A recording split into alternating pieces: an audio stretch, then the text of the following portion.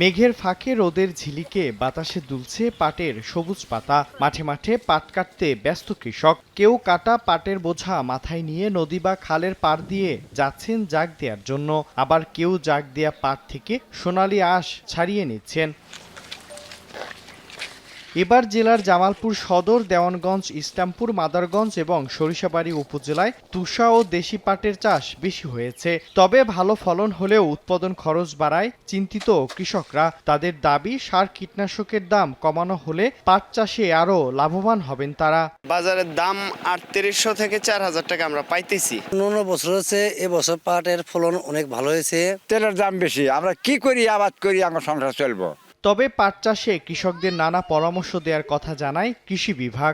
এই বছর কৃষকেরা পাট চাষ করে সফল হয়েছে এবং পূর্ববর্তী সময়ের যে সমস্যাগুলো ছিল সেগুলো এই বছর হয়নি। তো পরবর্তীতে পাটের আবাদ আরো বৃদ্ধি পাবে। এবছর জেলায় ২৩,০১০ হেক্টর লক্ষ্যমাত্রার বিপরীতে ২৩,৫১৪ হেক্টর জমিতে পাটের চাষ হয়েছে। সময় সংবাদ, জামালপুর।